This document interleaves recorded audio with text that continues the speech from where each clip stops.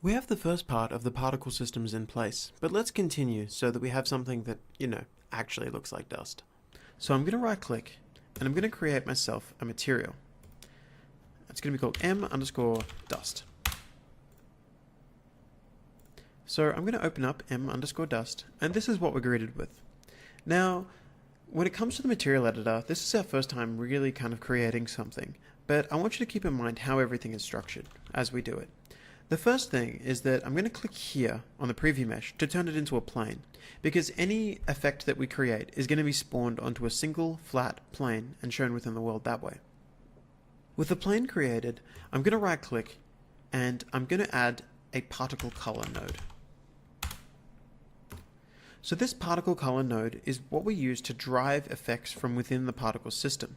Whenever something sets the color, it's actually setting the color of it in this node. Whenever something sets the alpha layer, or the transparency, it's setting it within the alpha layer of this node. So to demonstrate that, I'm going to quickly just connect this to my base color, and I'm going to go to my required node and set this to be m_dust. Now, with that set up, I'm going to hit apply on my material, my m_dust, and in the world, you'll see that we have these white cubes, well, white squares floating around. Now, after I've done that, the next thing that's important for us to kind of look at and to work with is to get these looking like actual dust. Now, the best way that I can suggest doing that is to go back into the dust effect and start setting things up.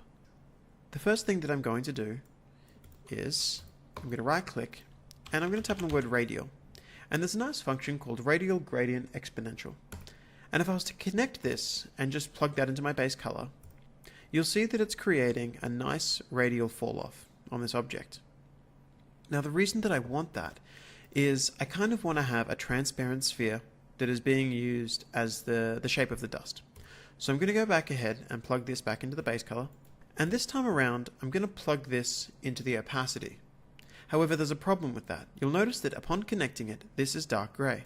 And the reason for that is that by default, the material is told that it is opaque, which means that it has no transparent aspects. So I'm going to scroll down and I'm going to set the blend mode to be translucent. You can now see that we have a translucent radial fall off acting as our opacity. And the particle color is currently setting the base color. If I were to hit apply and go back to this, you can now see that these are circular shapes that almost look like snowflakes falling through the air.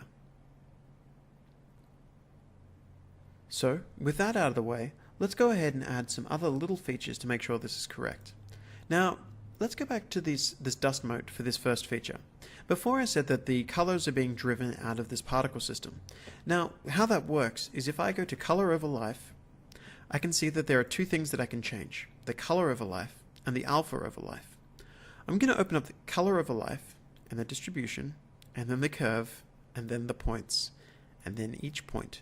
Now I know that's a long journey, but we got there. So within the constant curve, how this essentially works is that in member 0 it says an in value of 0, which means at 0% of your life you are this color. In value of 1 means at the end of your life you are this color. Now, purely for the sake of demonstration, I'm going to change this to say that at the beginning of your life, you are red. And I want you to look at the particles on my screen now. They start red, and eventually they fade into a white. Now, this is very, very important, because essentially it means that we can control how the dust looks in the world. I'm going to go return these to being a full white, because the thing that I actually care about here isn't the color. The thing that I care about is the alpha, because I want the dust slowly fading into existence and fading out of existence. To do that, I must go back to my material, and I must tell it to multiply. So I'm going to hold down M and left click to add a multiply. If you don't want to do that, you can always right click and type in the word multiply. And I'm going to multiply the alpha channel of the particle against the radial gradient exponential. And then I'm going to connect that to my opacity. What this means is that if a value was coming out of the radial exponential that was equal to 1, and it was multiplied against an alpha of 0, it would equal 0, and it would be invisible. If it came out and it was being multiplied against 1, it would be fully visible, and it would be fully visible here. So with that connected, I'm going to hit apply. I'm going to go back to my dust modes, and in the alpha over life, I'm going to open up these two areas. And you can see that by default, how alpha over life is structured is that at the beginning of your life, so at input 0, the output value is 1, so be fully visible. At the end of your life, so at input value 1, you need to be 0. And if I look at this in the world, you'll see that the particles are slowly fading out over time now, which is a nice start.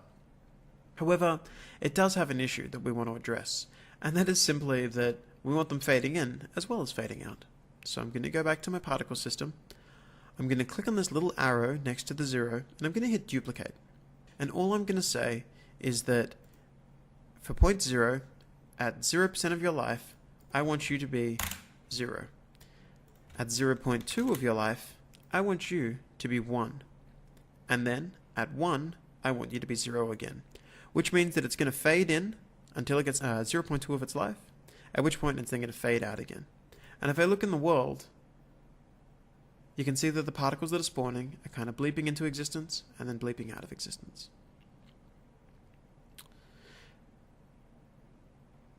So, with that in, I'm going to hit save on my material, and I'm going to close this, and I'm going to go to here, and I'm going to start modifying some of the variables. It's a good idea to have your scene open as you do this. I'm going to start changing some of the things, such as the initial size, and I'm going to keep this open as I do so. Now in my initial size, at the moment it's between 1 and 10 centimeters. Let's try dropping that back to where we originally had it.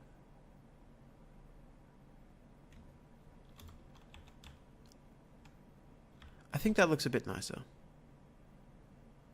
There's a couple of motes here and there, but they're not too frequent. The other thing that I'm going to do is I'm going to decrease the rate with which they spawn. So I'm going to go here, and I'm going to set the spawn rate. So I'm going to click spawn, and I'm just going to drop that from 20 down to 10. This way we just get the occasional fleck of dust kind of appearing in our scene.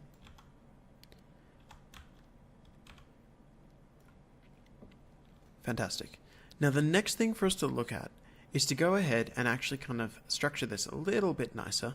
And what I mean is we're going to go here and we're going to set these up to not go full bright. At the moment they're going between 0 and 1 when we light them up. But I really want this to be a very subtle effect. So I'm going to go to my dust modes, I'm going to go to my color over life, and under this value where I said at 0.2 be 1, I'm going to try setting it to be 0.5.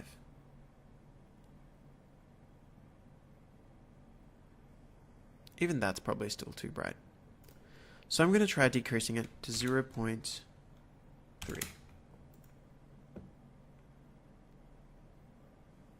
Now it's worth noting that every time I change a value, it's restarting the entire particle system. And one way I can get around that is by going back to my particle, and I'm clicking over here, just in this blank empty space. And under warm-up time, you'll see that it's set to 0. If I set it to 1, it means that every time it starts the particle effect, it starts it from 1 second in to where the things would have ended up, which is just a bit nicer for the refresh. So this is looking a bit better with them being kind of nice and subtle. But the final thing that I want to do is, as I get close to these, I really don't want to be able to run through them with the camera like that. So I'm going to structure them to automatically go invisible as we approach them.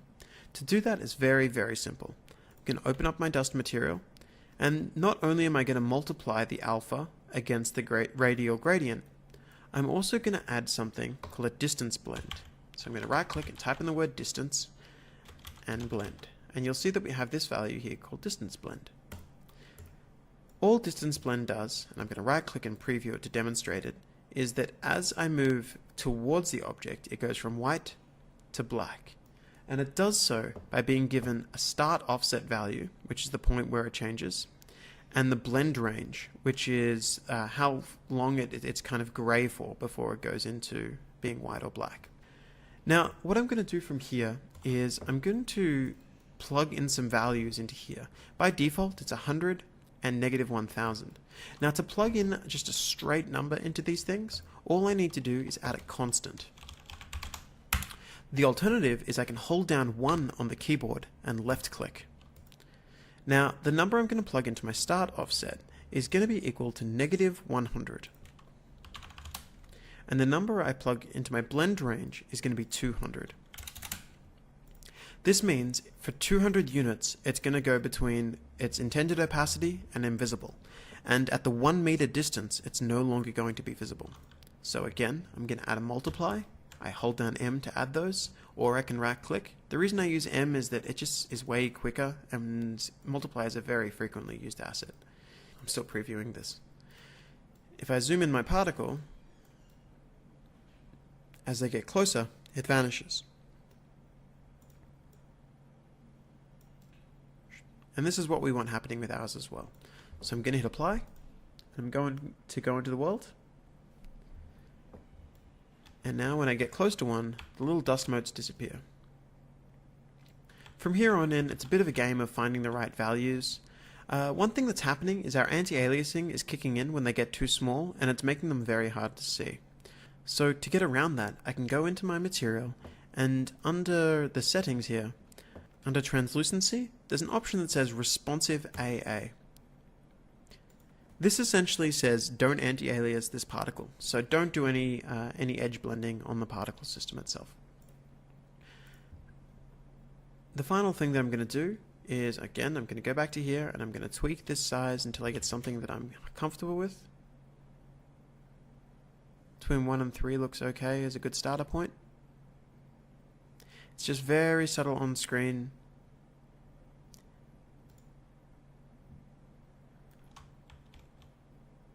Now there are plenty of different things I can do with this particle system as well. I could make this way more interesting. I could make it automatically, have just a little bit of motion in it and dust going over the top. And in the example that I've provided, you can look at how I've done that. But for the time being, I think this is probably all I really want in this scene. So I'm going to hit play.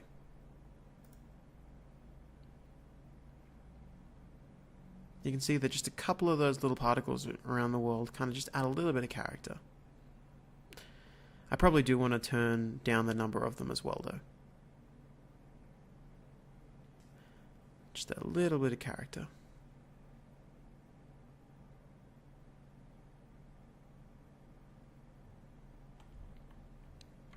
Fantastic. So with that done, let's go ahead and do the last thing that we want for this project, which is to make yourself a playable character that's not just a flying disembodied head. So to give myself actual controls that I can walk around within the world in, I've gone ahead and already created something. Don't worry, I'll show you how to make something similar to this in another lesson. For the time being, if you can drag an FPS character blueprint from the blueprints folder into the world, you'll see that we have this asset. It's got a nice little arrow that says which way we're currently facing. Now, if I add that to the world, and under here I type in the word possess, you can tell to auto possess player 0. So I've changed it from disabled to say that the second the game loads up, let player 0 be this person. Now, my problem is that if I were to drop into the world and be this character, my sequence would automatically be playing over the top of it. So I'm going to go back to my sequence, and I'm going to just make sure that this loop is now set to don't loop. The other thing that I'm going to do is make a slight change to my sequence, because if I were to hit play, the sequence ends by telling the camera to fade to black. The problem is that we actually don't want it to fade to black. We want it to fade to black and then fade into our own view again. So I'm going to open up my sequence by going Cinematics, Sequence. And then all I'm going to do to set this up is I'm going to tell it that the world now goes for 23 seconds. I'm just going to stretch that out just a second. And all I'm going to do is, this now goes to black here. And instead of setting a new camera at this time, what I'm going to do is I'm going to go to my fade track and I'm going to add an extra key whose sole job is to be set to 0. And now, if I were to hit play, it's going to play through my sequence.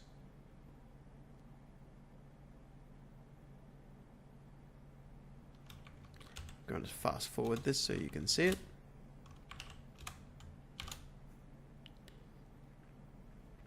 fades to black, and now it fades in, at which point I have nice control of my player that I can use W, A, S, and D controls on and move around. And I'm now capable of kind of exploring my environment as a person would. I can look at my fancy paintings and doorways, and I can go through the environment in a realistic way. So that's it for our ArcViz demo. What I'd really like you to do now though is take what we've done and create a new room. I don't care how it's structured, but feel free to use any of the assets that we've provided and just create something new. It's really important you get used to just how to put meshes into a world and get it looking right, how to get lighting to come through and look nice, and how to get everything set up. So I'd highly recommend you kind of check everything out and just practice. So please do this just once more and then move on to the next lesson.